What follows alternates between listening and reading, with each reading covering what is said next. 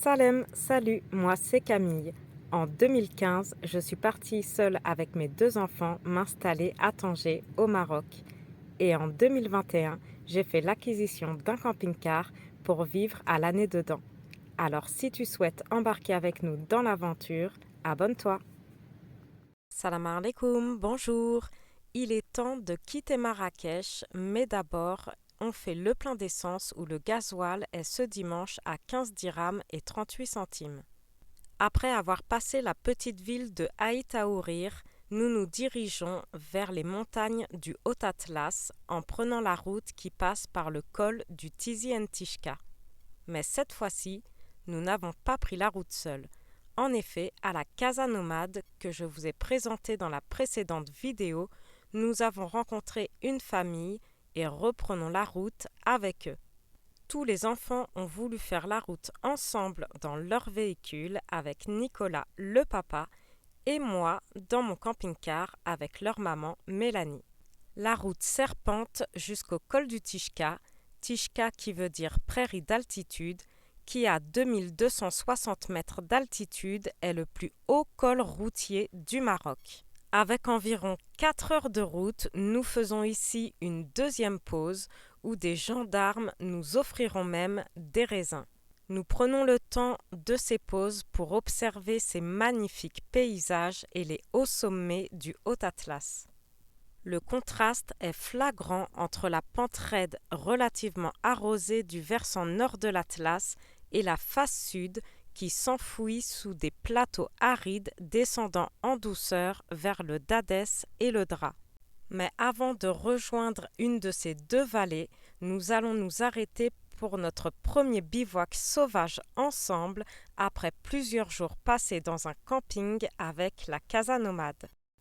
Nous nous arrêtons sur un petit spot en bord d'une oued face à un petit village où j'étais déjà venue il y a plus d'un an avec mon père avant de visiter les alentours de Ouarzazate qui se trouve à une vingtaine de kilomètres. Après une nuit au calme, le lendemain midi, un livreur de pain venait à nous juste avant le repas où nous avons pu lui prendre du pain pour 1 dirham seulement l'unité et nous reprendrons la route pour nous rapprocher de la Casbah d'Aïd Ben Haddou à quelques kilomètres de là pour la visiter le lendemain. Nous traversons des petits villages et trouvons un autre bivouac juste en face de la Casbah d'Aïd Ben Haddou, juste avant le coucher du soleil, et on a le plaisir de se réveiller avec une vue grandiose. Cette Casbah est un grand classique du tourisme marocain, et ça se voit. Depuis notre spot, on peut observer des dizaines de cars de tourisme qui arrivent, mais tant pis, on ira quand même visiter la Casbah et on ne regrettera pas et on aura fait là-bas de superbes rencontres. C'est parti, je vous emmène visiter la Casbah qui est inscrite depuis 1987 sur la liste du patrimoine mondial de l'UNESCO. Pour y accéder, il y a 3 portes. Nous prenons celle de droite qui, contrairement à celle du milieu, à l'entrée totalement gratuite. À peine entrés, nous sommes séduits par son site et l'harmonie de l'étagement des casbahs empilés sur la colline dont les murailles de couleur ocre semblent émerger naturellement de la terre dont elles sont bâties. C'est un extraordinaire entassement de constructions en pisé avec de nombreuses boutiques et aussi des ateliers d'artistes. On y découvre leurs magnifiques aquarelles peintes avec du safran et du thé. On met ces dos-là, après ça donne une teinture naturelle. Ça c'est bio. Tu vois, c'est naturel. Tout ça c'est fait avec le safran, avec Le safran. Avec le sucre aussi. On met un peu de sucre pour ça donner un petit peu la couleur. C'est joli. Hein. Ah, merci. Il y a des gens qui donnent la valeur pour les choses. Et c'est aussi les sculptures sur la pierre comme ça. Ça, c'est la sculpture sur pierre. Ça, c'est des casbahs avec la terre, avec l'argile. Voilà dedans combien de travail, beaucoup. Ça c'est du safran. Comme ça. On utilise ça comme ça.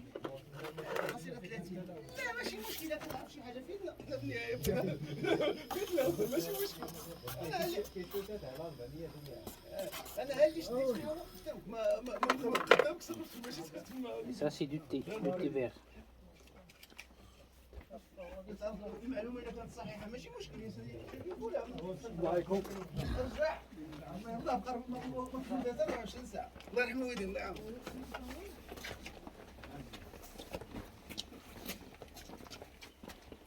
Voilà.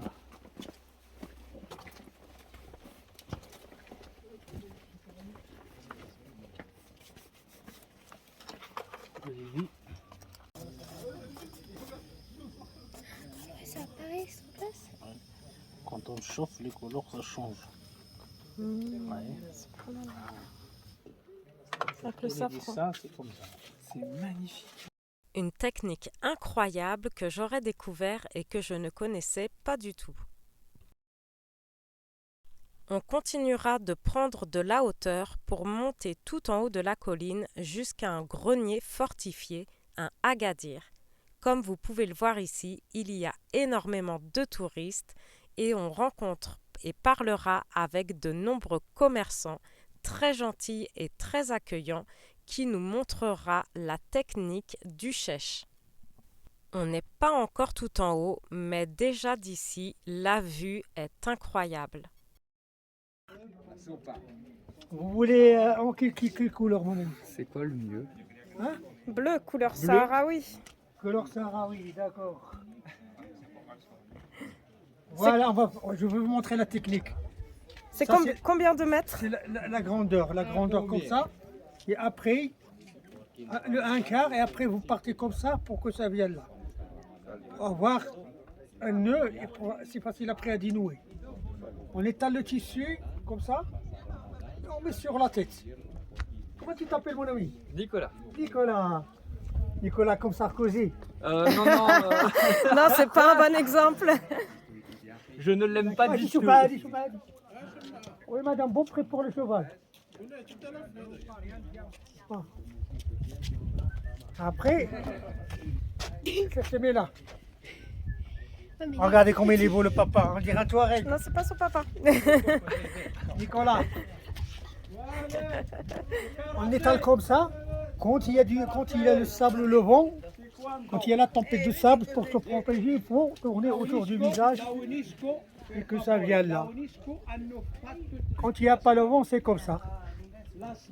Et voilà. On dirait un petit Touareg. On dirait un petit Touareg, le petit prince de Saint-Exupéry.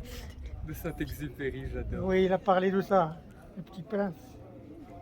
On défait le nœud. On étale le tissu comme ça. On l'étale comme ça. Comme ça. Mais quand il y a le vent, la tempête, tournez autour du visage. Lève ta tête, mon ami. Hop là. On accroche là. C'est facile comme bonjour. Quand il n'y a pas le vent, c'est comme ça. Voilà. Et il y a aussi des chèches comme ce monsieur qui peuvent mesurer jusqu'à 15 mètres. Ma n'est pas le même. Sì, sono uguali. Questo è più lungo. Perché lungo, prima 25 metri. Vedi? Sì, è lunghissimo. Mi apporto 5 metri. On peut observer ici juste en face le bivouac où nous étions la veille.